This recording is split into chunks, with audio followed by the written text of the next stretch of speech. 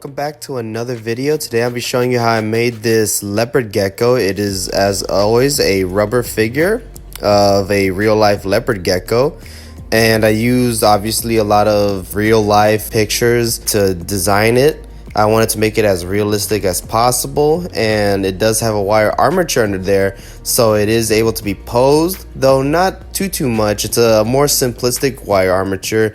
It doesn't have any bendable wire in the fingers. It's mainly just for like the arms, the legs, the tail, the body, and the head.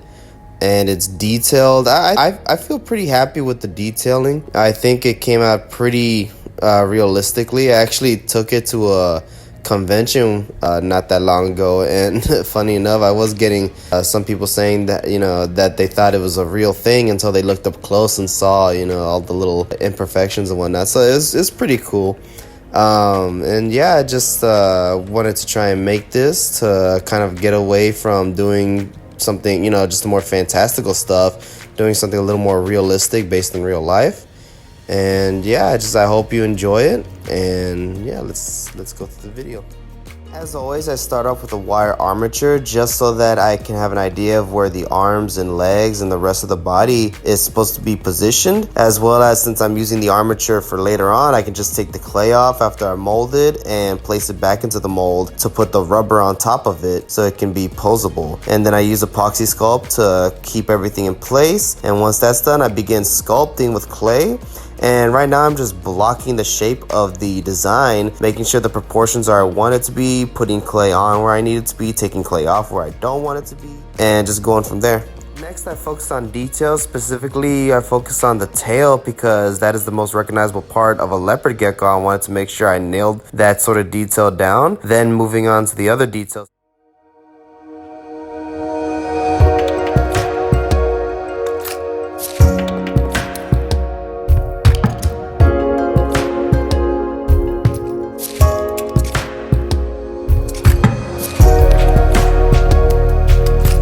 After I finish working on the face and the head, I move on to the scaling texture using a texture stamp that I made to give him sort of that scaly look. And then I work on the back, giving him the little ridge there. And then afterwards, I put on the little pebbles that are, I'm not sure if they're warts or osteoderms, but essentially the little scales that they have all over their body was just what I was working on, and just making sure it was all over.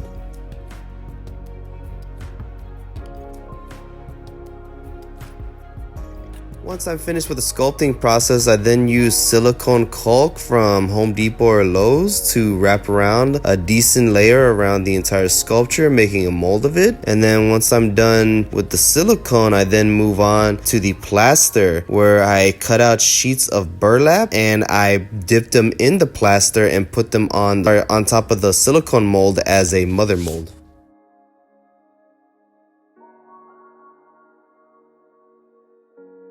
Starting the casting process, I put a few drops of yellow dye into the part A, then poured in part B equal amounts and stirred together to make the polyurethane rubber. Then I opened the mold and did a brush on cast first to make sure I got into every single crack and crevice, and so that no bubbles would form. And then afterwards, I would pour in another part of the polyurethane rubber and let it cure, and then I took it out of the mold and begun the painting process.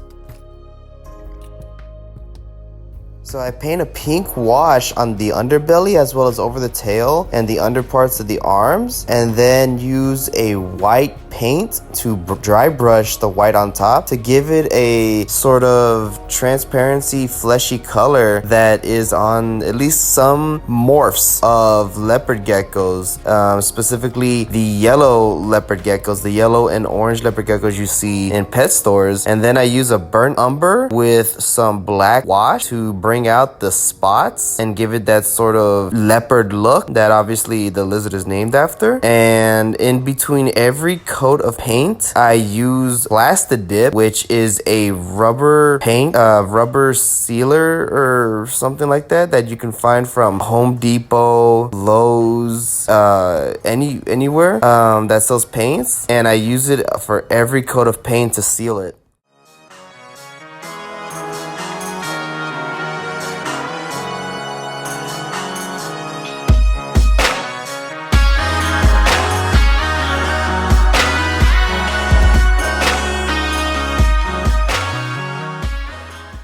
Next, I use a bright yellow to dry brush all the little details on top just to bring out the vibrancy in the figure. And afterwards, I paint the eyes a green color with some black pupils, and then I resin coat the eyes so that they have a somewhat lifelike look. And then afterwards, I use about a few coats of matte finish to seal the entire paint, and it's just about done.